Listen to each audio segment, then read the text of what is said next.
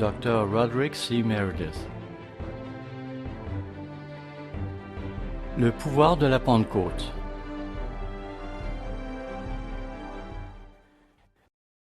Frères et sœurs, je sais que beaucoup d'entre nous le savent, mais nous avons aussi beaucoup de nouvelles personnes dans l'Église, en particulier des jeunes.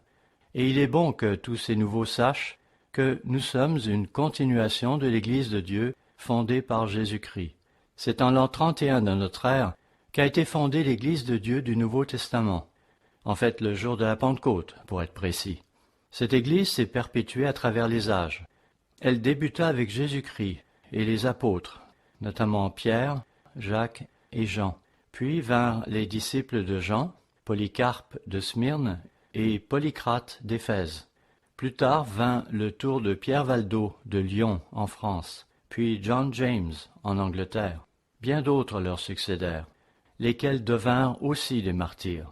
Plus récemment, au début du XXe siècle, apparurent en Amérique du Nord des gens comme Jacob Brinkenhoff, ainsi que A.F. Duggar et A.N. Duggar. Puis vint le tour de M. Herbert W. Armstrong, dont nous sommes issus, nous qui poursuivons l'œuvre en ces temps de la fin.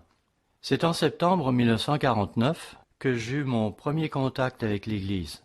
À l'époque, nous nous réunissions dans la bibliothèque du Collège Ambassador, et nous n'étions qu'un petit groupe de 20 à 30 personnes, tout au plus. C'était là que se trouvait le quartier général de l'Église de Dieu à l'époque. Nous avions une autre congrégation de taille similaire à Eugene, dans l'État d'Oregon, et une dernière à Portland, qui était aussi composée de 20 à 30 membres. C'était tout. Aucune congrégation en Europe ou ailleurs. Pas de congrégation non plus à l'est des montagnes Rocheuses. Nous n'étions donc qu'un tout petit groupe à ce moment-là. M. Armstrong s'efforçait de ranimer l'Église de Dieu et de lui insuffler de l'énergie, afin qu'elle en vienne à avoir un impact sur ce monde. Et il est clair que Dieu s'est servi de lui pour atteindre cet objectif. De son vivant, l'Église crut jusqu'au point de compter près de 150 000 membres.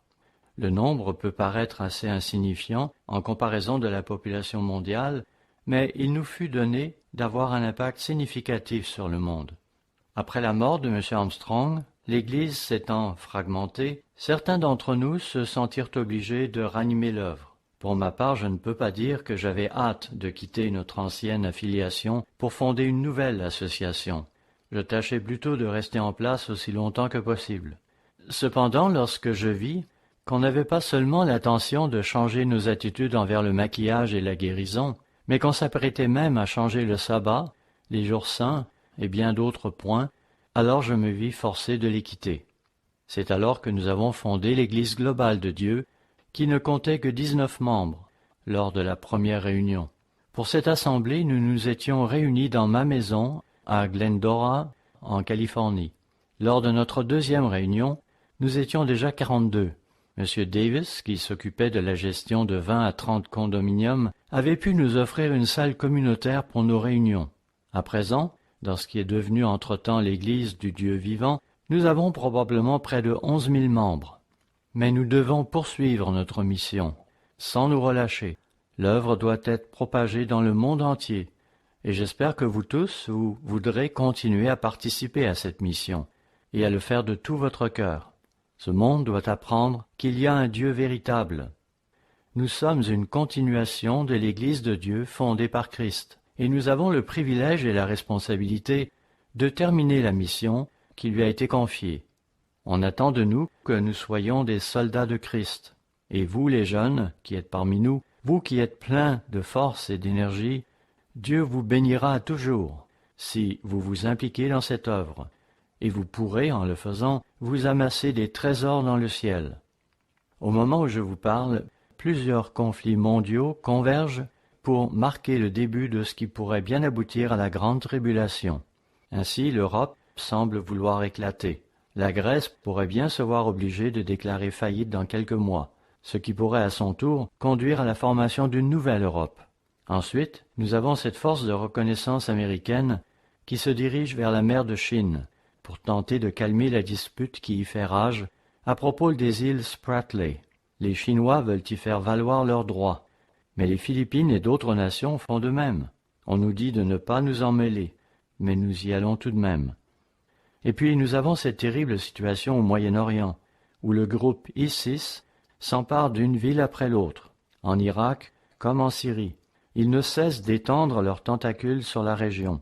Ils vont bientôt envahir la Libye, pour ensuite s'infiltrer en Europe, en commençant par l'Italie. Ils ont menacé d'attaquer Rome. Ce sont là des situations que nous ne connaissions pas il y a quelques années. Je sens que la fin est proche. Il nous faudra bientôt dépendre de la protection de Dieu. Il nous faudra obtenir ses conseils et bénéficier de sa force pour lutter contre nos faiblesses, pour ne pas nous laisser envoûter par ce monde qui sombre dans la confusion, et pour pouvoir résister à Satan, sans quoi nous allons sombrer. Je ne suis plus en forme comme jadis, et je suis désolé de devoir parfois m'offrir un spectacle lorsque je marche avec difficulté. Mais vous, les jeunes, vous ne devez pas me prendre en pitié. Vous savez, à 85 ans, j'ai à mon actif une vie bien remplie. Dieu m'a béni en m'accordant 2 belles femmes, 6 enfants, 10 petits-enfants et même 4 arrière-petits-enfants. Ainsi je laisse une progéniture de 20 personnes derrière moi. Aussi longtemps que Dieu me prêtera vie, je voudrais vous faire profiter de cette connaissance et de cette expérience que j'ai pu accumuler au fil des années. Et j'espère que vous m'écouterez, même si ma voix est un peu rauque maintenant, et que je ne peux plus afficher la vitalité que j'avais autrefois. M. Rod McNair s'adressera à vous cet après-midi, et je sais qu'il vous enseignera d'autres points à propos de la signification de ce jour de la Pentecôte. Quant à moi, je vais aujourd'hui me pencher sur un aspect particulier du Saint-Esprit, un sujet qui me colle à la peau, un point qui mérite qu'on s'y attarde. Veuillez donc vous reporter à Marc, le chapitre 13. La plupart d'entre vous savent que nous avons là une prophétie à propos de la fin de l'âge et de la grande tribulation à venir. Vous pourriez d'ailleurs lire des choses similaires dans Matthieu 24. Mais voyons Marc 13, verset 17. « Malheur aux femmes qui seront enceintes et à celles qui allaiteront en ces jours-là. Priez pour que ces choses n'arrivent pas en hiver. » Vous savez, nous passons souvent sur ces versets sans leur accorder l'attention qu'ils méritent. Il nous faut y penser davantage. Il nous faut prier pour bien des choses, pour l'œuvre de Dieu principalement, et pour l'aide du Saint-Esprit. Mais il serait bon aussi de prier pour que Dieu guide les décisions prises par la Cour suprême des États-Unis. En effet, Dieu nous dit de prier pour nos dirigeants, et je tiens certainement à vous encourager en ce sens. Oui, priez pour nos leaders et pour les juges de la Cour suprême, afin qu'ils prennent les bonnes décisions en ce qui concerne ces mariages entre personnes du même sexe, car, selon la décision qu'ils prendront, cela pourrait porter atteinte à notre liberté d'expression. Peut-être qu'ils feront preuve de modération dans ce domaine, et qu'ils ne se montreront pas trop insistants. Autrement, nous risquerions fort de nous attirer des persécutions, et de nous faire museler lorsque nous voudrons prêcher la vérité divine sur le sujet. Bien sûr, Dieu est maître de la situation. Il guidera les choses pour que l'œuvre puisse se poursuivre. Mais il nous faut prier en ce sens. De même, prions pour que notre fuite n'ait pas lieu en hiver. C'est qu'il n'est dit nulle part que nous serons transportés au lieu de refuge dans des avions et que, une fois arrivés, on nous logera dans des hôtels où chaque chambre sera dotée de l'air climatisé. Nous devons plutôt nous attendre à connaître des moments difficiles avant que tout ne soit terminé. Dieu n'accordera pas la vie éternelle à un groupe de lâches, à des gens qui manquent de zèle et de conviction. Hélas, le reproche que Dieu fait aux gens de notre société, c'est d'être tièdes. Et puis vous, les jeunes, vous êtes immergés dans une société qui vous bombarde sans relâche avec des distractions qui n'existaient pas jadis. Soyez sur vos gardes. Je sais à quel point il est facile de nos jours, rien qu'en poussant un bouton, d'être exposé à des scènes pornographiques ou à de la musique décadente. Mettez un frein à de tels débordements, si vous voulez que Dieu vous permette d'aller dans son lieu de refuge. Demandez-lui de vous accorder du zèle pour ce qui le concerne, et de vous remplir de son Saint-Esprit. C'est ainsi que vous jouirez de sa protection. Continuons au verset 19. Marc 13, verset 19. car la détresse en ces jours sera telle qu'il n'y en a pas eu de semblable depuis le commencement du monde que Dieu a créé jusqu'à présent, et qu'il n'y en aura jamais. Ne passons pas trop vite sur ces mots. Ainsi, de tout temps, il n'y aura jamais eu sur terre un temps semblable à celui-ci, même si on y inclut les meurtres et les violences d'avant le déluge lui-même, ainsi que toutes les guerres et les insurrections qui suivirent, y compris l'Holocauste. Jamais, depuis la création, le monde n'aura connu une époque semblable à celle-ci, c'est ce que dit Jésus, et c'est ce qui est prophétisé pour votre génération, jeunes gens. Certains d'entre nous, parmi les plus vieux, nous serons peut-être épargnés, car nous ne vivrons pas jusque-là, ce qui entre nous est plutôt une bénédiction quand on y pense bien. Ces choses ne manqueront donc pas de se produire. C'est comme ces prophéties que M. Armstrong avait annoncées, d'abord au peuple américain, en 1949 et en 1951, puis au peuple britannique, en 1954. Il avait alors annoncé que l'Empire britannique tomberait, que nous allions perdre, l'une après l'autre, toutes ces portes maritimes que Dieu nous avait accordées, comme le canal de Suez par exemple. De fait, en ce qui concerne le canal de Suez, cela devait même arriver à peine 2 ans après qu'il l'eut annoncé, en 1956. Le secrétaire d'État, John Foster Dulles, avait alors fait pression sur Eisenhower pour qu'il ordonne aux Britanniques, aux Français et aux parachutistes israéliens de se retirer de la zone du canal. Et c'est ainsi que les Britanniques ont perdu le contrôle de ce passage stratégique, une des plus importantes portes maritimes au monde. M. Armstrong l'avait annoncé des années à l'avance, et cela a eu lieu tel qu'il l'avait annoncé. Cet événement s'est donc produit suite à la décision d'un homme, John Foster Dulles, à moins que ce ne soit Dieu qui l'ait motivé à prendre pareille décision. Le canal de Suez ne fut cependant que le premier épisode. D'autres portes maritimes allaient connaître le même sort. Dieu est réel, vous savez. Beaucoup de ces prophéties se sont déjà accomplies, comme le savent ceux qui ont des yeux pour voir. Cela dit, M. Armstrong avait aussi prédit que les nations de l'Europe de l'Est allaient un jour se libérer de leurs jougs. Il en parlait dans les années 60 et 70, et cela s'est finalement produit soudainement durant l'hiver 1989-90, à la surprise de tous, ou presque. M. Armstrong n'était plus de ce monde à ce moment-là, puisqu'il était mort 4 ans auparavant, mais il savait que Dieu l'accomplirait, et c'est ce qui se produisit. La Pologne fut libérée, puis ce fut la Tchécoslovaquie, la Roumanie, la Lituanie, la Lettonie et l'Estonie. Les Russes furent évincés de ces pays. De même, qui ne se souvient de l'époque qui vit le démantèlement du mur de Berlin, un événement spectaculaire qui fit les manchettes partout. Oui, Dieu est réel. Ces événements affectèrent la vie de centaines de millions de personnes. Ils n'eurent pas lieu en secret. Ces événements furent une démonstration de l'existence du Dieu Tout-Puissant, du Dieu de la création, du Dieu qui soutient cette œuvre que nous accomplissons. Nous devons implorer la miséricorde de Dieu pour cette génération qui va connaître la grande tribulation. C'est votre génération qui est visée, vous, les jeunes qui êtes parmi nous. Ce sera la pire époque qu'aura connue l'humanité depuis sa création.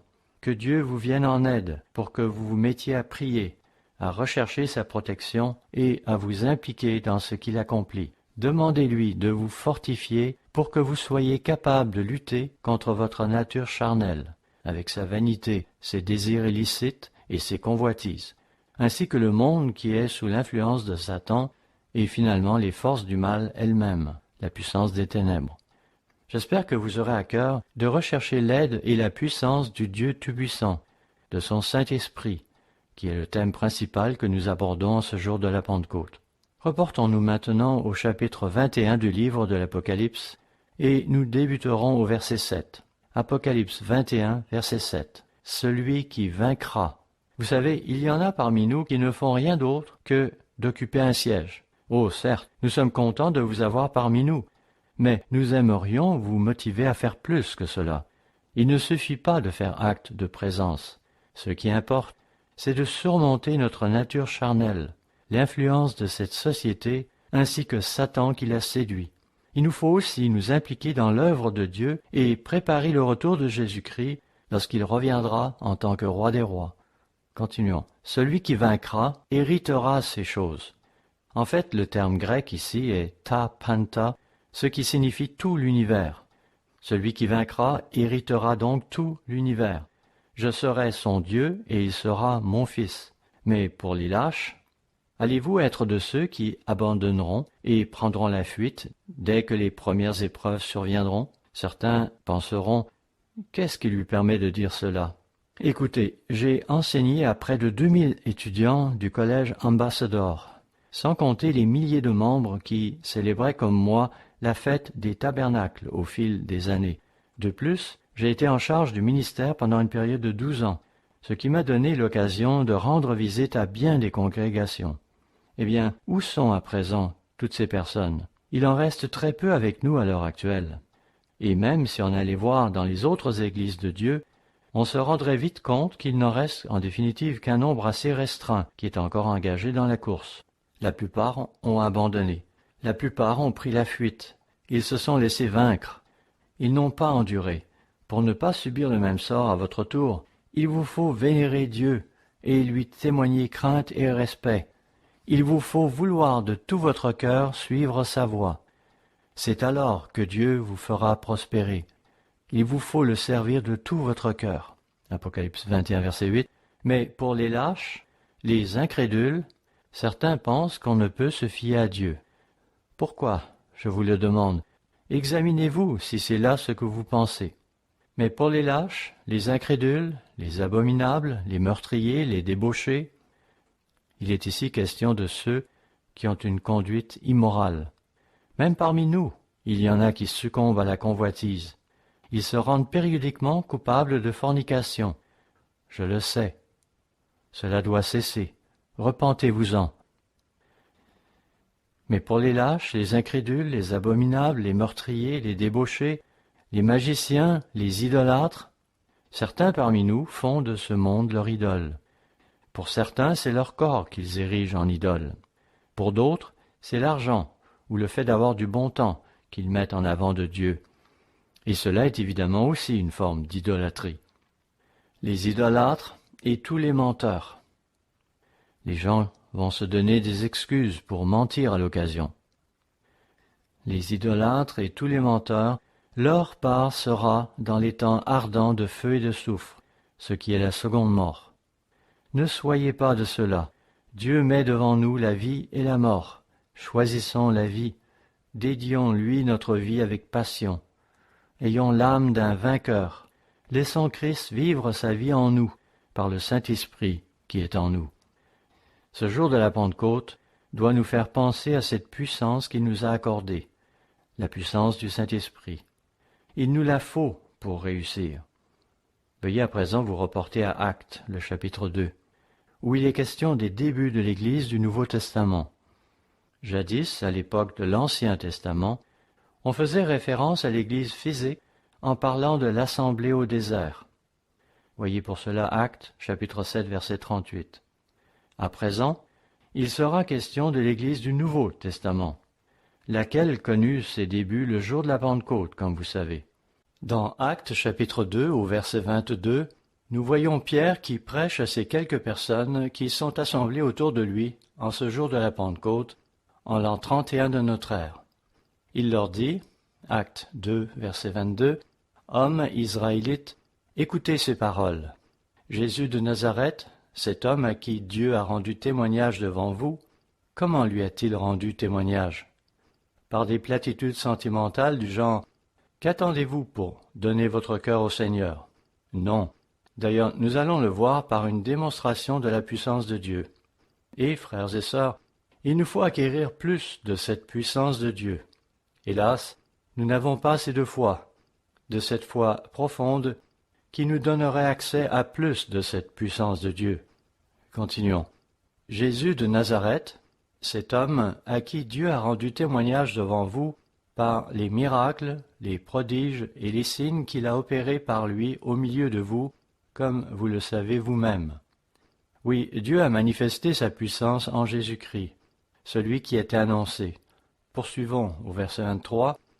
Cet homme livré selon le dessein arrêté et selon la prescience de Dieu Vous l'avez crucifié, vous l'avez fait mourir par la main des impies. Dieu l'a ressuscité, en le délivrant des liens de la mort, parce qu'il n'était pas possible qu'il soit retenu par elle. Nous le savons, et il nous faut le croire. Dieu a le pouvoir de faire mourir et de ramener à la vie. Nous savons bien que nous ne vivrons pas éternellement dans la chair. Nous mettons nos espoirs en une vie éternelle dans le royaume de Dieu, en une résurrection des morts. Mais pour y arriver, il nous faut croire et ne pas nous comporter en lâches. Il n'y a pas de raison d'avoir une peur déraisonnable de la mort. Ce qu'il nous faut, c'est croire que Dieu est réel et qu'il accomplira ce qu'il nous promet dans sa parole.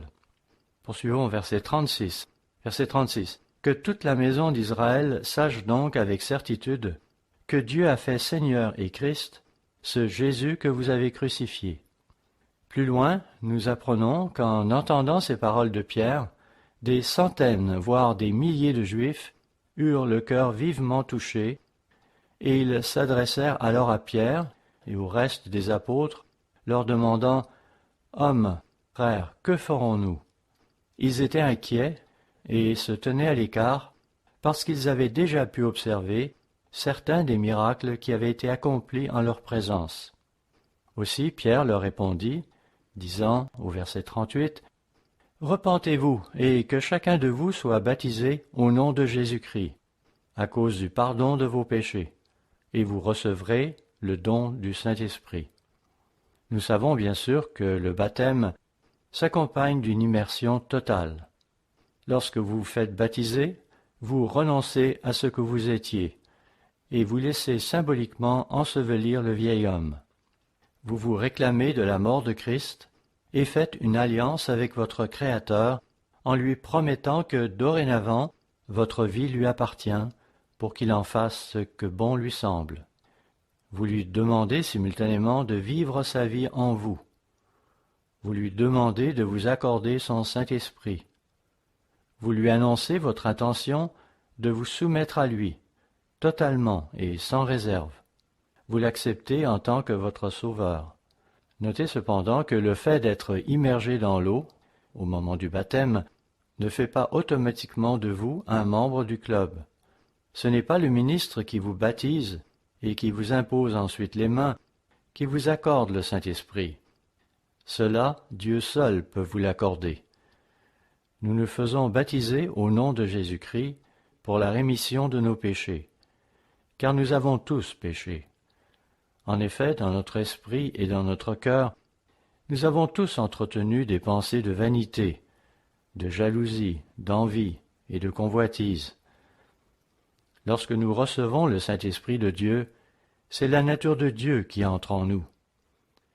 Nous sommes alors imprégnés de sa nature, et il nous faudra faire en sorte que cette nature divine croisse en nous avec le temps et avec les expériences que nous serons amenés à vivre. La réception du Saint-Esprit fait jaillir en nous comme une étincelle divine. On pourrait comparer cela au processus physique par lequel le spermatozoïde du père féconde l'ovule de la mère et donne ainsi naissance à un nouvel être physique, un embryon, lequel se développera par la suite. De même, lorsque notre Père céleste, suite à notre repentance et à notre baptême, nous imprégnera de son Saint-Esprit, lequel s'unira à l'esprit humain qui est en nous et qu'il nous a donné, cela marquera pour nous le début d'une vie nouvelle, une vie au cours de laquelle la nature de Dieu croîtra en nous. Il nous faut croire en la toute-puissance de notre Créateur. Il nous faut avoir confiance en lui et croître dans la foi. Il nous faut croire en ces choses.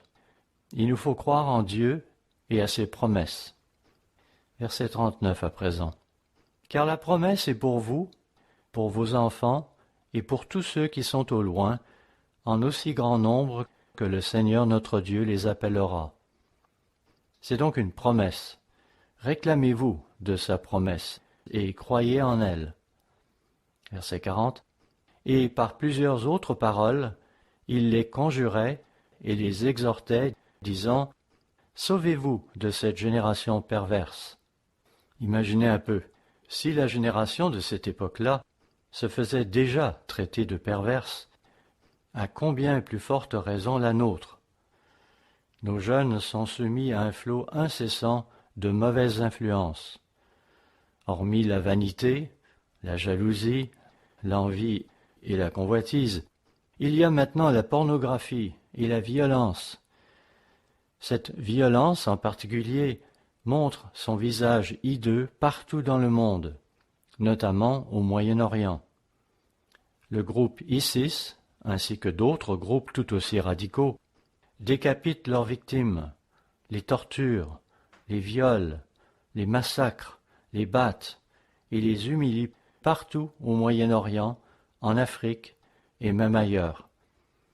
Et le mouvement prend de l'ampleur. Il se propage graduellement à d'autres contrées et nous ne sommes pas à l'abri de leurs exactions. Continuons au verset 41. Acte 2, verset 41. Ceux qui acceptèrent sa parole furent baptisés, et, en ce jour-là, le nombre des disciples augmenta d'environ 3000 âmes. Ils persévéraient dans l'enseignement des apôtres, dans la communion fraternelle, dans la fraction du pain et dans les prières. La crainte s'emparait de chacun, et il se faisait beaucoup de prodiges et de miracles par les apôtres. Manifestement, la puissance du Saint-Esprit était bien présente parmi eux. Nous aussi, nous devons implorer Dieu et lui demander de nous aider à nous offrir à lui avec zèle et passion. Demandons-lui de manifester sa puissance afin que le monde, de même que le reste de l'Église, apprenne à le connaître et à voir sa puissance à l'œuvre dans la prédication de l'Évangile et dans la distribution des fruits de son Saint-Esprit parmi ses serviteurs. Tournons-nous à présent vers le chapitre 3 du livre des Actes, où Pierre et Jean rencontrent un boiteux assis à la porte du temple appelé Label, lequel leur demande l'aumône. Acte 3, verset 4. Pierre, de même que Jean, fixa les yeux sur lui et dit « Regarde-nous ». Et il les regardait attentivement, s'attendant à recevoir d'eux quelque chose. Bien sûr, tout ce qu'il voulait, c'est de l'argent. Il n'avait pas encore de foi. Notez qu'au début, Dieu va parfois accomplir des miracles exceptionnels dans le but d'encourager certaines personnes, et il agira ainsi qu'elles aient de la foi ou non. Que les jeunes ou les nouveaux parmi nous s'adressent aux membres de longue date, et ceux-ci pourront le leur certifier, car cela a sûrement dû arriver à plusieurs d'entre eux. Je n'ose plus vous parler de la guérison spectaculaire que Dieu m'accorda un jour, à mes débuts dans l'Église, lorsqu'il me délivra de mes verrues. Je ne veux pas vous ennuyer avec ce récit, mais croyez-moi, cette guérison qu'il m'accorda fut une grande source d'encouragement pour moi, et elle contribua certainement à fortifier ma foi, qui, à l'époque, en avait bien besoin. Ce fut là un de ces rares miracles qui me furent accordés personnellement. Je me souviens aussi d'une guérison que Dieu accorda à ma fille Élisabeth lorsque celle-ci souffrait terriblement d'une infection à l'oreille. J'avais alors prié pour elle, et Dieu l'avait guérie. Il y avait aussi la petite fille de Dennis Brady, qui était atteinte d'une variété fatale de méningite cérébro-spinale. Là encore, j'avais prié pour elle, et Dieu lui avait accordé une guérison spectaculaire. Parfois, comme dans mon cas, alors que j'avais ce problème de verrue, au tout début de ma conversion, Dieu va nous guérir pour nous encourager et nous faire comprendre qu'il est là et qu'il veille sur nous. Mais Dieu ne nous guérira pas de toutes nos afflictions. Ainsi, j'avais à la même époque de sérieux problèmes avec ma vue, mais je n'avais pas pensé à me faire oindre pour cela. Pourtant, cela aurait été bien plus important que mes verrues, car par la suite, ma vue se détériora encore plus. Revenons à Acte 3 et poursuivons verset 6. Le boiteux avait donc les yeux fixés sur Pierre, quand celui-ci dit, Acte 3, verset 6, « Je n'ai ni argent ni or, mais ce que j'ai, je te le donne. Au nom de Jésus-Christ de Nazareth, lève-toi et marche. » Manifestement, ce que Pierre avait, c'était la puissance du Saint-Esprit. Et c'est au nom de Jésus-Christ, et par son autorité, qu'il prononça ces paroles. Verset 7. Et, le prenant par la main droite, il le fit lever. Au même instant, ses pieds et ses chevilles devinrent fermes. D'un saut, il fut debout, et il se mit à marcher. Il entra avec eux dans le temple, marchant, sautant et louant Dieu. Des centaines de personnes furent témoins de l'événement, et Dieu en fut glorifié. Voyons à présent le 4e chapitre du livre des Actes, au verset 29. Immédiatement après le jour de la Pentecôte, les apôtres avaient été menacés et battus, et ils étaient troublés. Les Juifs les harcelaient et s'apprêtaient à les rouer de coups, et c'est pourquoi ils s'étaient réunis en ce lieu et priaient. Actes 4, verset 29. Et maintenant, Seigneur, vois leurs menaces, et donne à tes serviteurs d'annoncer ta parole avec une pleine assurance, en étendant ta main pour qu'ils se fassent des guérisons, des miracles et des prodiges, par le nom de ton saint serviteur Jésus. Verset 31. Quand ils eurent prié, le lieu où ils étaient assemblés trembla, et ils furent tous remplis du Saint-Esprit, et ils annonçaient la parole de Dieu avec assurance. Inutile de préciser que tout cela fortifia grandement la foi des disciples, à une époque où l'Église de Dieu du Nouveau Testament commençait à prendre son essor. C'est aussi ce qui s'est produit à l'époque où j'arrivais au collège Ambassador. Là encore, Dieu avait manifesté sa puissance en nous accordant beaucoup de guérisons et de bénédictions, afin d'encourager son peuple au début de l'ère philadelphienne. Reportons-nous maintenant à 2 Timothée chapitre 1, où Paul fait l'éloge de la mère et de la grand-mère de Timothée, dont la foi exemplaire avait rejailli sur Timothée. Au verset 5, nous lisons 2 Timothée 1, verset 5, Paul, s'adressant à Timothée, dit « Gardant le souvenir de la foi sincère qui est en toi, qui habita d'abord dans ton aïeul Loïs et dans ta mère Eunice, et qui, j'en suis persuadé, habite aussi en toi. » C'est un peu ma situation.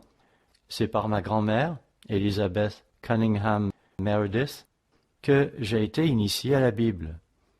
Elle n'était pas convertie, et pourtant elle croyait en la Bible, et me la lisait souvent, et je ne l'oublierai jamais, car c'est elle qui m'a aiguillé dans cette voie. Verset 6. C'est pourquoi je t'exhorte à ranimer la flamme du don de Dieu que tu as reçu par l'imposition de mes mains. Paul exhortait Timothée à faire preuve de courage et de détermination. Tant de gens sont paralysés par la peur. Ils ne sont pas sûrs que Dieu est là. Ils ne croient pas qu'il sera fidèle à sa parole. Ils doutent qu'il leur accordera sa protection. On doute, on a peur, on manque de foi. Ne vous comportez pas en lâche. Ne manquez pas de foi. Implorez Dieu. Demandez-lui de vous accorder plus de son Saint-Esprit et de sa nature divine. Verset 7. Car ce n'est pas un esprit de timidité que Dieu nous a donné. Au contraire, son esprit nous remplit de force, d'amour et de sagesse. C'est en effet par sa puissance, par sa force, que Dieu refaçonna la terre après la rébellion de Satan, afin de la préparer à accueillir l'homme. Le même esprit est aussi un esprit d'amour, et dans Galates chapitre 5, nous lisons que les fruits de l'esprit sont l'amour, la joie, la paix, la patience, la bonté, la bienveillance, la foi, la douceur, la maîtrise de soi. Enfin, particulièrement à la fin de l'âge, il nous faudra un esprit de sagesse et de discernement pour ne pas succomber à tout vent de doctrine, car la confusion régnera en maître. Cela dit, frères et sœurs, nous qui sommes le reste de l'œuvre que Christ a rétablie par l'intermédiaire de M. Armstrong, nous ne pouvons prétendre d'être parfaits. Cependant, sincèrement, je crois que nous avons accompli davantage que tous ces autres groupes qui se font également passer pour l'Église de Dieu. Beaucoup de ces pionniers de la première heure Des hommes qui furent tous formés par M. Armstrong sont venus vers nous au moment où l'Église s'effritait suite à la mort de M. Armstrong. Ils ont vu nos fruits et ils ont voulu nous appuyer dans la tâche que Dieu nous confiait. Vous savez, nous ne prenons pas nos responsabilités à la légère. Bien sûr, nous sommes conscients du fait que nous ne sommes pas à la hauteur de la situation de par nous-mêmes.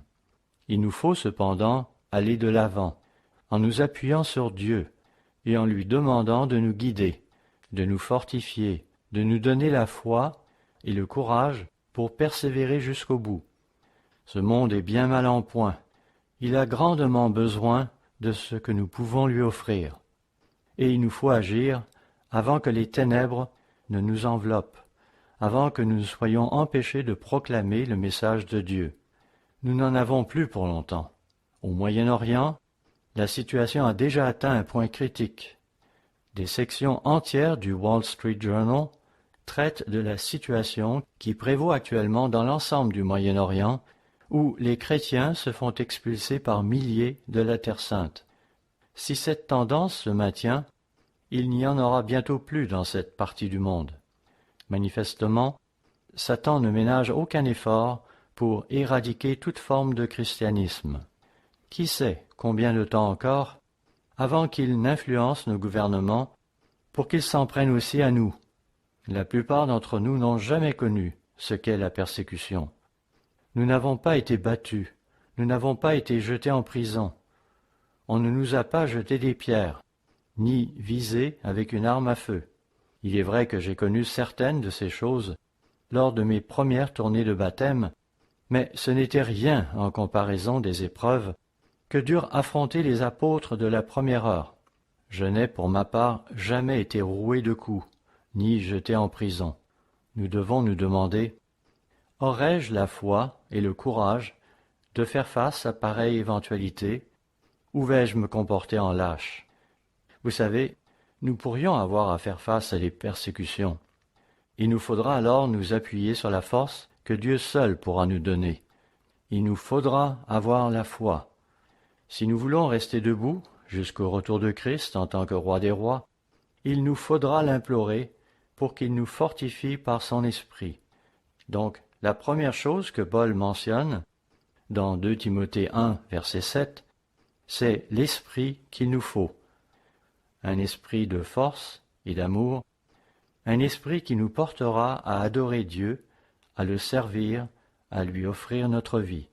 Le même esprit nous portera à aimer notre prochain, à lui témoigner toute notre sollicitude. Nous voudrons l'aider, lui témoigner de la compassion, de la miséricorde. Ceci ira d'abord à ceux qui nous sont proches, ceux dans cet auditorium, mais cela devra aussi s'étendre à nos voisins qui ne sont pas convertis, puis à nos compatriotes, et finalement même aux ressortissants d'autres nations. Il ne faudra pas ignorer ces êtres humains de pays comme le Moyen-Orient, l'Afrique, l'Asie, qui souffrent tous, eux aussi, et souvent beaucoup plus que nous. Nous entendons en effet parler chaque jour de ces exactions dont ils sont victimes, ces viols, ces meurtres, ces tortures, ces violences, et dire que les choses ne cesseront d'empirer. C'est difficile à concevoir. Faisons donc de notre mieux pour tenter de les rejoindre avec le message d'espoir que Dieu leur destine, car ce message pourrait les aider à mieux affronter les épreuves à venir et à tenir bon, sachant qu'un avenir meilleur attend l'humanité.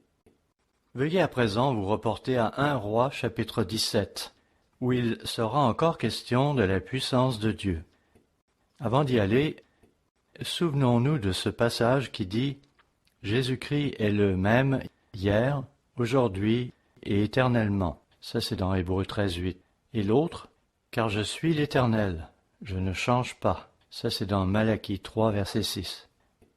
Dans 1 Roi 17, il sera question du prophète Élie, un des hommes les plus éminents de l'histoire. D'ailleurs, dans Matthieu 17, l'épisode de la transfiguration, ne le voit-on pas en compagnie de Moïse, lorsque Jésus-Christ se manifeste dans une vision et dans toute sa gloire à Pierre, Jean et Jacques. Venons-en donc à 1 Roi, chapitre 17, où nous retrouvons le même Élie, surnommé le Tishbite, qui est cette fois confronté au roi Achab, un individu des plus charnels et des plus corrompus. Au verset 1, nous lisons 1 Roi 17, verset 1. Élie dit à Achab, « L'Éternel est vivant, le Dieu d'Israël, dont je suis le serviteur. Il n'y aura, ces années-ci, ni rosée, ni pluie, sinon à ma parole. » Ayant terminé sa mission auprès d'Achab, Dieu dit à Élie d'aller se cacher, car le roi allait sûrement chercher à le tuer. Et c'est ce que fit Élie. Dieu manifesta sa puissance en nourrissant le prophète à l'aide de corbeaux. Dieu peut prendre soin de vous, peu importe les circonstances dans lesquelles vous pourriez vous trouver. Dans le cas présent, Dieu avait choisi de faire appel à des corbeaux pour nourrir son serviteur. Quand l'eau du torrent vint à manquer, Dieu dit à Élie de s'en aller ailleurs. Au verset 9, Dieu lui annonce qu'il a ordonné à une femme veuve de pourvoir à sa nourriture. Celle-ci vivait à Sarepta, qui est près de Sidon. Quand il arriva chez elle et qu'il lui demanda de lui préparer quelque chose à manger, voyez sa réponse au verset 12. 1 Roi 17, verset 12. « L'Éternel ton Dieu est vivant. Je n'ai rien de cuit, je n'ai qu'une poignée de farine dans un pot et un peu d'huile dans une cruche. Et voici, je ramasse 2 morceaux de bois, puis je rentrerai et je préparerai cela pour moi et pour mon fils. Nous mangerons, après quoi nous mourrons. » La famine régnait dans le pays. Élie et la pauvre veuve, chez qui Dieu l'envoyait, auraient pu mourir de faim, eux aussi. Pourtant, c'est là que Dieu avait choisi de l'envoyer. Verset 13. Élie lui dit à la veuve, « Ne crains point, rentre, fais comme tu as dit. Seulement, prépare-moi d'abord avec cela un petit gâteau, et tu me l'apporteras. Tu en feras ensuite pour toi et pour ton fils. » À nouveau, notez l'exhortation à ne pas manquer de courage, à avoir foi en la puissance de Dieu. Verset 14. « Car ainsi parle l'Éternel, la farine qui est dans le pot ne manquera point, et l'huile qui est dans la cruche ne diminuera point, jusqu'au jour où l'Éternel fera tomber de la pluie sur la face du sol. » Et, de fait, c'est ce qui arriva. Dieu pourvut à leurs besoins. Plus tard, au verset 17, nous voyons que le fils de cette veuve tomba malade et mourut, au grand désespoir de la femme, qui, s'adressant alors à Élie, lui dit, verset 18, « Qu'y a-t-il entre moi et toi, homme de Dieu? Es-tu venu chez moi pour rappeler le souvenir de mon iniquité et pour faire mourir mon fils ?» Manifestement, elle était bien contrariée et ne savait que penser. Alors Élie lui demanda de lui confier son fils, et il monta avec lui dans la chambre haute qu'il occupait, le mit sur son lit, s'étendit sur lui, et invoqua l'Éternel avec des cris véhéments, tout en l'implorant de bien vouloir ranimer cet enfant. Lisons-le au verset 20. « Éternel mon Dieu, est-ce que tu affligerais au point de faire mourir son fils, même cette veuve chez qui j'ai été reçu comme un hôte? » Et il s'étendit 3 fois sur l'enfant, invoqua l'Éternel et dit, « Éternel mon Dieu, je t'en prie, que l'âme de cet enfant revienne au-dedans de lui. » Nous le voyons ici exprimer toute sa sollicitude envers cet enfant et sa mère désemparée. Soit dit en passant, nous savons bien sûr que nous n'avons pas une âme immortelle. Plutôt nous sommes une âme, une créature vivante dont l'existence n'est qu'éphémère. Verset 22. L'Éternel écouta la voix d'Élie, et l'âme de l'enfant revint au-dedans de lui, et il fut rendu à la vie. Élie prit l'enfant, le descendit de la chambre haute dans la maison, et le donna à sa mère. Et Élie dit, « Vois, ton fils est vivant. » Notez la réaction de la mère qui, l'instant d'avant, réprimandait Élie pour la mort de son fils. Verset 24. « Je reconnais maintenant que tu es un homme de Dieu, et que la parole de l'Éternel dans ta bouche est vérité. » Par là, elle avouait qu'elle n'en avait pas été sûre auparavant. Il est un fait que notre foi s'en trouve grandement renforcée lorsque Dieu nous manifeste ainsi sa puissance. Je vous exhorte donc, en tant qu'Église, à implorer Dieu pour qu'il nous témoigne sa puissance plus souvent, en nous accordant plus de guérisons et de miracles, ce qui montrera au monde qu'il œuvre parmi nous. Pour le moment, ils n'en sont pas convaincus, et il ne faut pas leur en vouloir, mais ce serait là un moyen de les convaincre plus rapidement. Voyons à présent le chapitre 18, 1 Roi, chapitre 18, et le verset 36, où le prophète Élie est en présence des prophètes de Baal qui s'étaient fait menaçants. À présent, chacun s'efforce de montrer ce que son Dieu est capable de faire. Voilà donc les prophètes de Baal qui se lancent dans toutes sortes d'exercices futiles dans l'espoir d'obtenir une réponse de leur Dieu. On se croirait dans une assemblée pentecôtiste. Ils en viennent même à se faire des incisions dans la chair, au point de saigner, et on les voit qui hurlent, sautent et se roulent par terre. Pendant ce temps, Élie reste calme et silencieux. Finalement, vers la fin de la journée, à l'heure de l'offrande du soir, il demande qu'on verse amplement d'eau sur l'autel et tout autour. Puis, au verset 36, Élie s'adresse à son Dieu, le Dieu véritable, le seul Dieu, disant « Éternel, Dieu d'Abraham, d'Isaac et d'Israël, que l'on sache aujourd'hui que tu es Dieu en Israël, que je suis ton serviteur et que j'ai fait toutes ces choses par ta parole. » Oui, en particulier nos jeunes devraient apprendre à se familiariser avec le vrai Dieu et sa parole. De nos jours, les gens semblent plutôt s'intéresser à ces stars de Hollywood et à ces célébrités du monde sportif. Efforcez-vous plutôt de connaître les personnages de la Bible. Cela vous sera bien plus profitable. Verset 37. Réponds-moi, Éternel, réponds-moi, afin que ce peuple reconnaisse que c'est toi, Éternel, qui es Dieu, et que c'est toi qui ramènes leur cœur. Ils devaient probablement hurler pour se faire entendre, car, à l'époque, on n'avait évidemment pas de système de son pour amplifier la voix. Ils voulaient les convaincre que l'Éternel était le seul Dieu véritable, et non Baal, qui n'était que le fruit de leur imagination. Verset 38. Et le feu de l'Éternel tomba, et il consuma l'holocauste, le bois, les pierres et la terre, et il absorba l'eau qui était dans le fossé. Quand tout le peuple vit cela, ils tombèrent sur leurs visages et dirent « C'est l'Éternel qui est Dieu, c'est l'Éternel qui est Dieu. » J'espère que nous tous, et tout particulièrement nos jeunes, nous comprendrons que le Dieu de la Bible est vraiment le seul Dieu véritable. C'est le Dieu de la création, le Dieu d'Abraham, d'Isaac et de Jacob, des apôtres Pierre, Jean, Jacques et Paul. C'est ce Dieu qui soutient et inspire l'Église qui porte son nom, l'Église qui observe ses lois, ses statuts et ses jours saints. C'est ce Dieu qui s'est manifesté au cours de l'histoire de l'humanité, et il n'en a pas fini avec nous. N'oublions pas en effet qu'il provoquera la chute de l'Amérique et de la Grande-Bretagne, des fils de Joseph, alors que simultanément nous assisterons à l'émergence de cette grande puissance, là-bas en Europe. En fait, nous les voyons à l'œuvre depuis quelques années, mais ce regroupement ne semble pas être le bon. Cependant, il y aura une nouvelle tentative bientôt, cette fois sous l'égide du grand faux prophète dont parle l'Écriture. Et cette formation connaîtra plus de succès, mais seulement pour un temps. Il nous faudra attendre encore un peu, peut-être quelques années de plus, mais ce qui est prophétisé depuis longtemps s'accomplira certainement.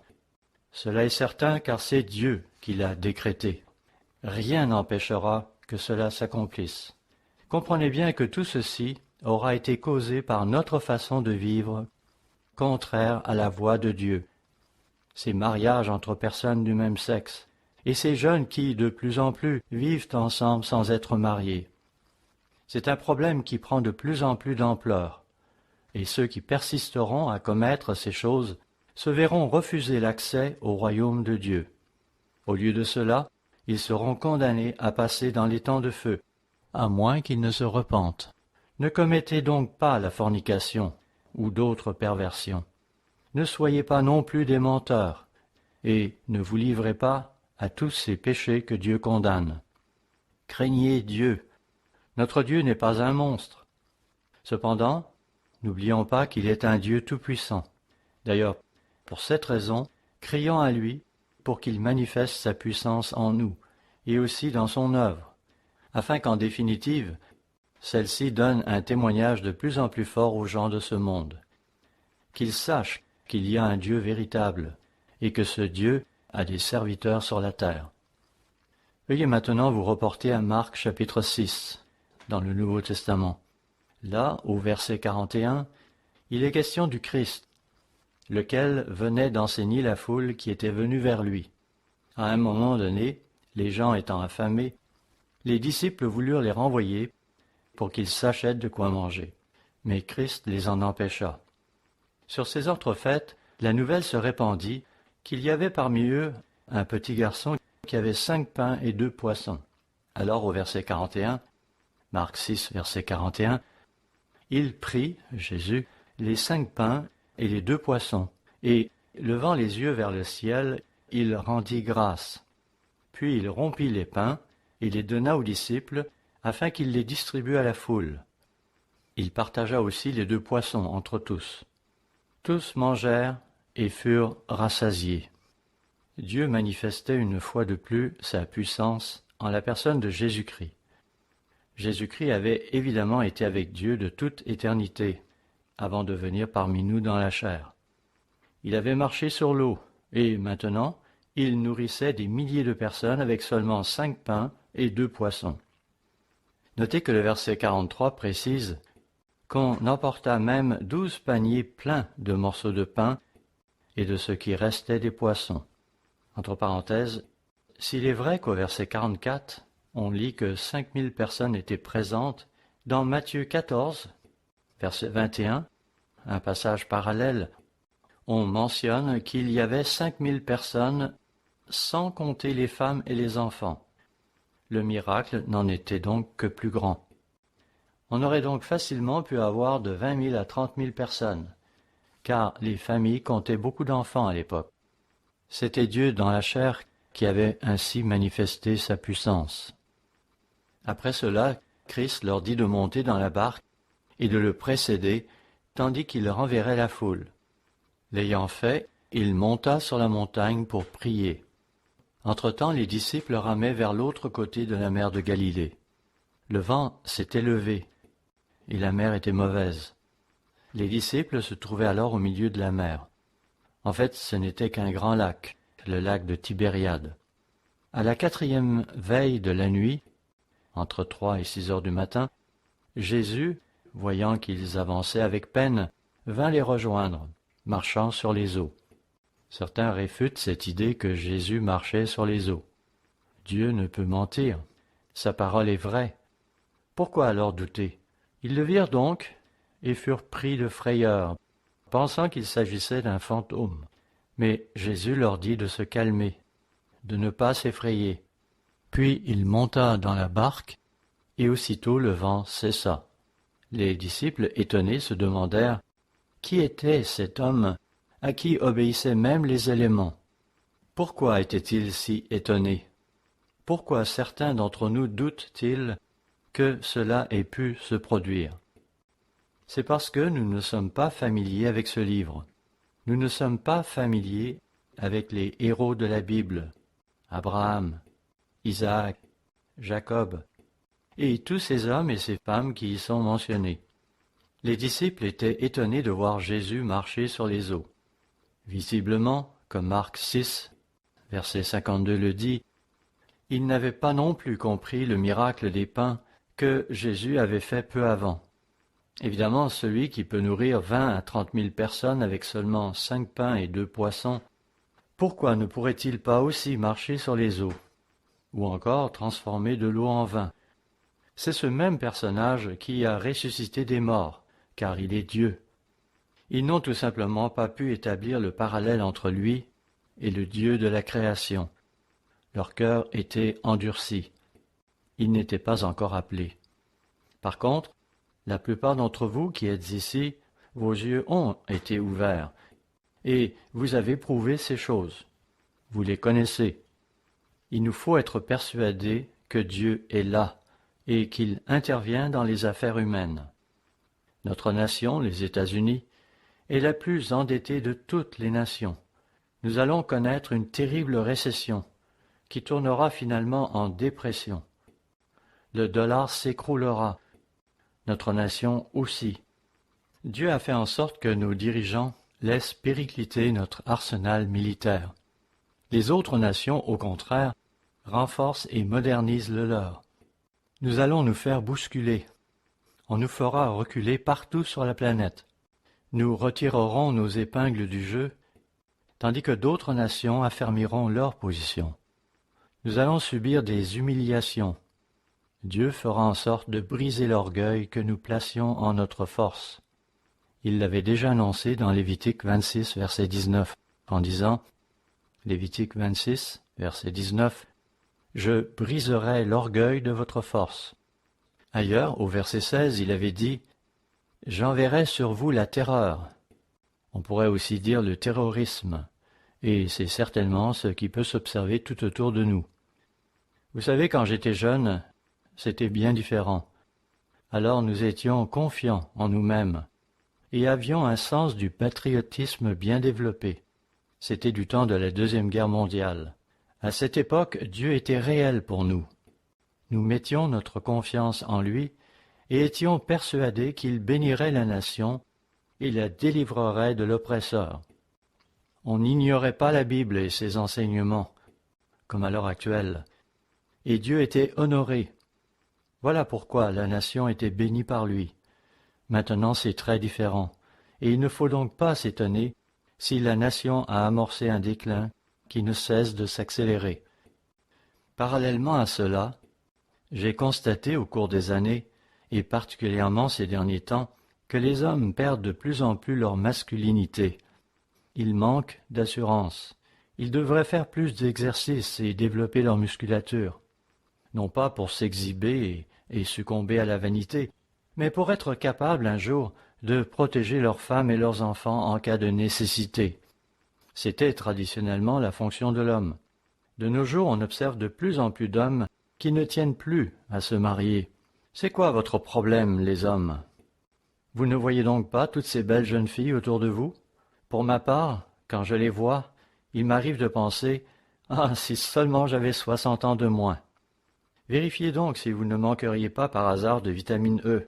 Il me semble qu'il serait normal qu'un homme éprouve le désir de vouloir se marier et de fonder une famille.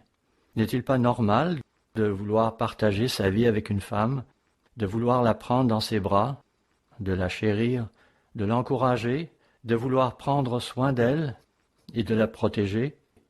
J'ose espérer qu'une telle pensée ne vous fait pas peur. Dieu ne dit-il pas qu'il n'est pas bon pour l'homme d'être seul? C'est là la raison pour laquelle il a créé la femme, pour combler une lacune. Je ne peux pas croire qu'il ne ressente pas un besoin de quelque sorte. Oh, c'est vrai, j'aurais dû y penser plus tôt.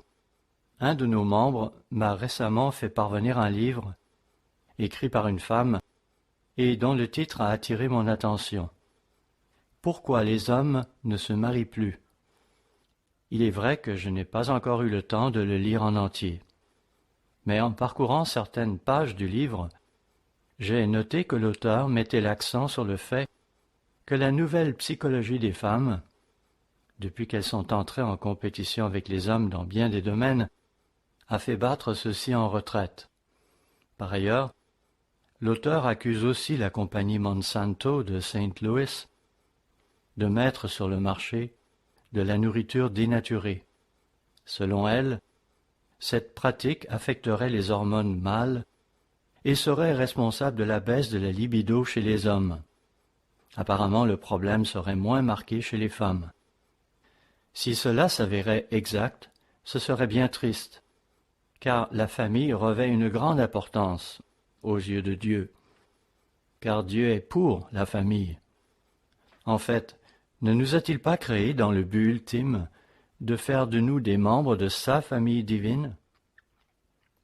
Donc, en résumé, Vous, les jeunes gens qui êtes parmi nous aujourd'hui, faites votre part.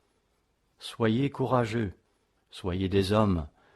N'ayez pas peur de ces belles jeunes filles qui sont ici.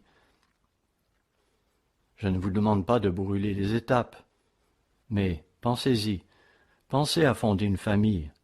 Dieu est pour la famille, et l'Église vous encourage aussi dans ce sens. Rendons-nous maintenant à Luc, le chapitre 6, au verset 12, où il est dit, Luc 6, verset 12, « En ce temps-là, Jésus se rendit sur la montagne pour prier, et il passa toute la nuit à prier Dieu. » Ce n'était donc pas une petite prière faite à la hâte. Jésus avait été avec Dieu depuis l'éternité, et maintenant, sous cette voûte céleste, ponctuée d'étoiles, et levant les yeux vers le ciel, il s'adressait au Père, disant, « Père, nous étions ensemble depuis toujours, et voilà que je suis ici sur terre, alors que toi, tu es là-haut. C'est pourquoi je te prie d'écouter ma prière.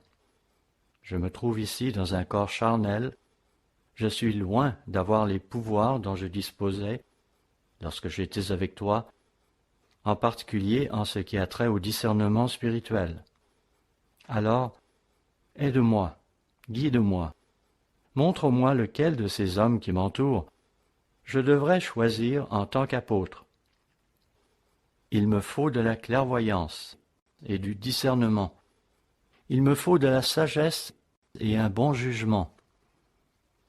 Par exemple, Pierre est un brave homme, il est plein de zèle, même si parfois il est un peu trop impétueux.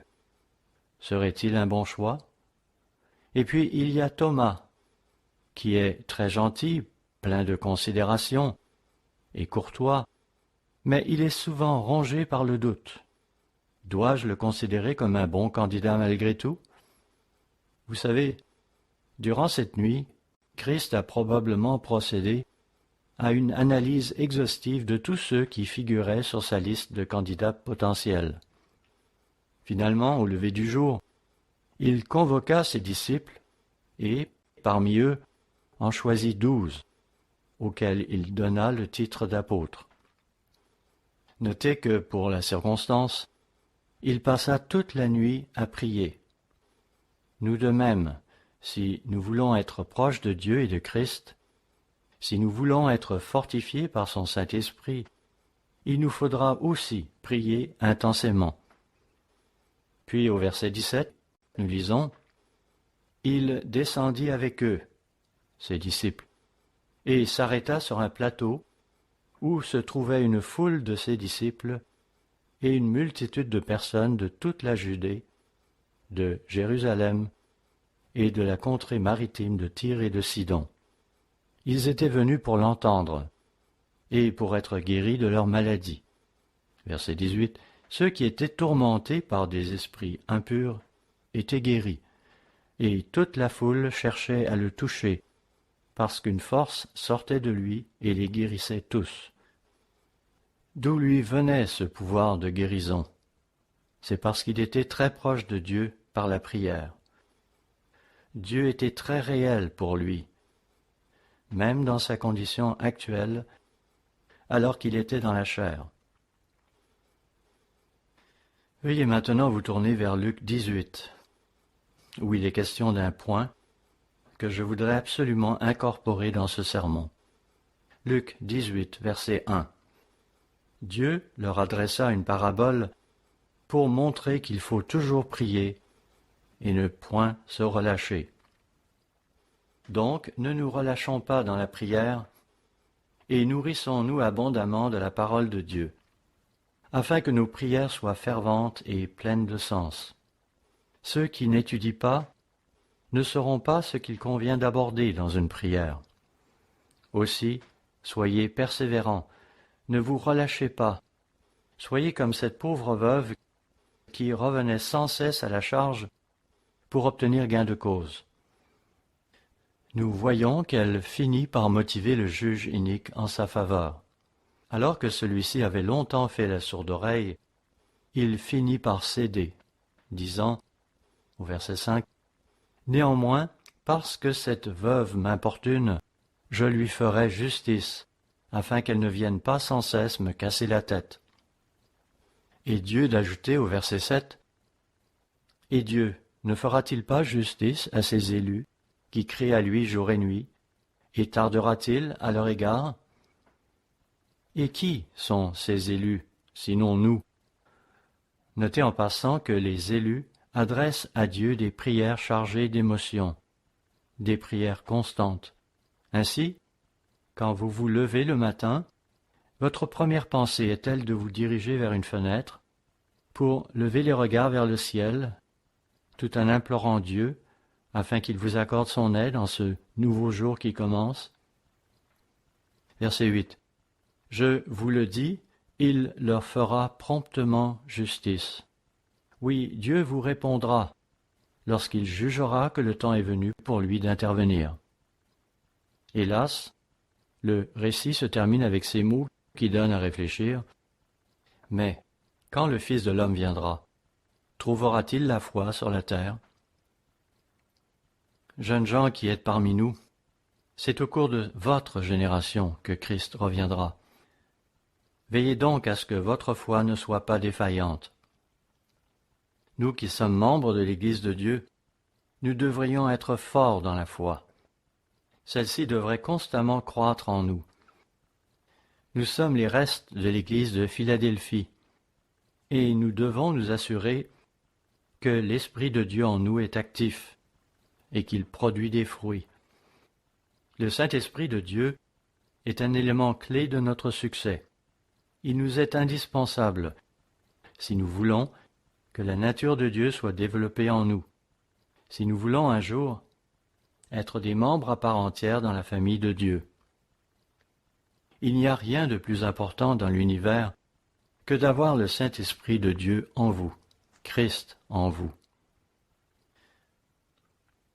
Venons-en maintenant à une partie des Écritures que j'aime tout particulièrement, le chapitre 6 de l'Épître de Jean. Cette section des Écritures devrait avoir un sens très profond pour tout chrétien véritable. Au verset 53, Jésus, Dieu dans la chair, nous révèle ce qui devrait être de la plus haute importance pour nous. Jean 6, verset 53. Jésus leur dit, « En vérité, je vous le dis, si vous ne mangez la chair du Fils de l'homme, et si vous ne buvez son sang, vous n'avez point la vie en vous-même. » Il nous faut donc nous pénétrer de la parole de Christ. Il nous faut inviter Christ à entrer en nous.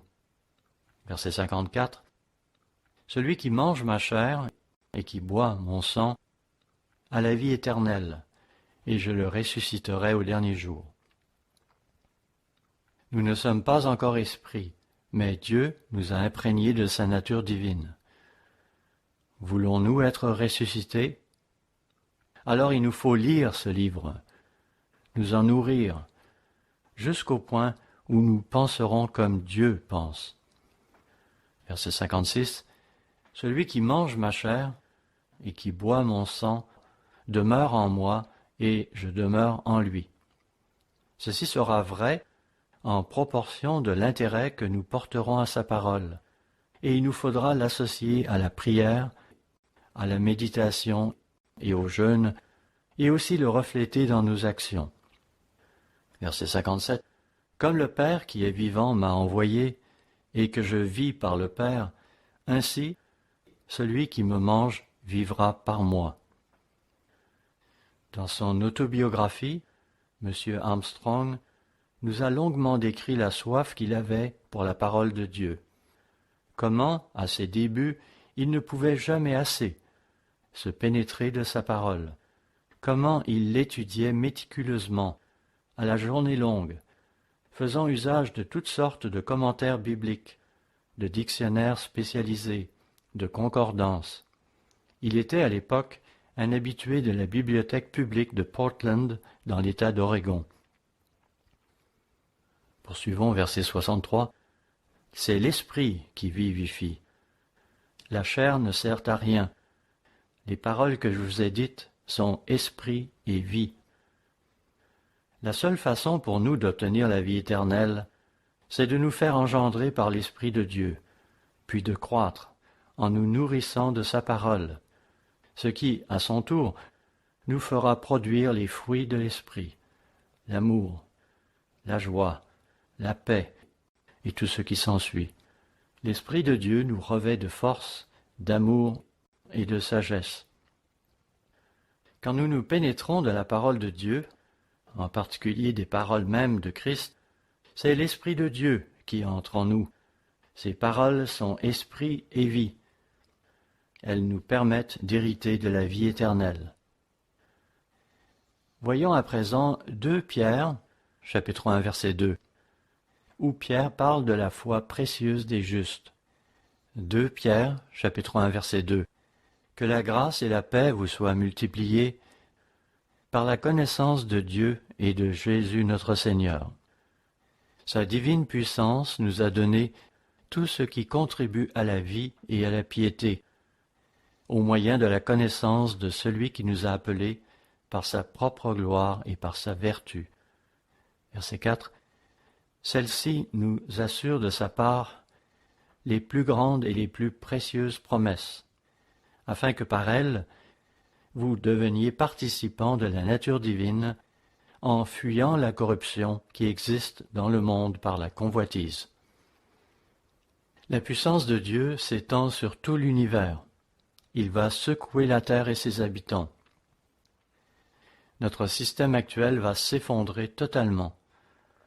Nous avons donc tout intérêt à être proches en pensée du Dieu véritable. Ses promesses sont réelles. Par elles, nous sommes assurés de devenir participants de sa nature divine et de sa puissance. C'est ainsi que nous pourrons maîtriser notre nature charnelle, de même que cette société et Satan qui l'influence. Verset 5. À cause de cela même, faites tous vos efforts pour joindre à votre foi la vertu, à la vertu la connaissance, à la connaissance la maîtrise de soi, à la maîtrise de soi la patience, à la patience la piété, à la piété l'amitié fraternelle, à l'amitié fraternelle l'amour. Ici Dieu nous enjoint à faire preuve de zèle et à ne pas refléter un esprit laodicéen. Montrez-vous passionné pour Dieu et pour sa voix, que votre caractère se développe de plus en plus selon les normes de Christ. Étudiez pour savoir ce que Dieu attend de vous, que votre vie reflète Christ dans toutes vos pensées, toutes vos paroles et toutes vos actions. Tout en vous acquittant de ces tâches qui vous sont personnelles, n'oubliez pas votre prochain. Veillez à ne pas le maltraiter, à être jaloux de lui, ou à vous mettre en colère contre lui.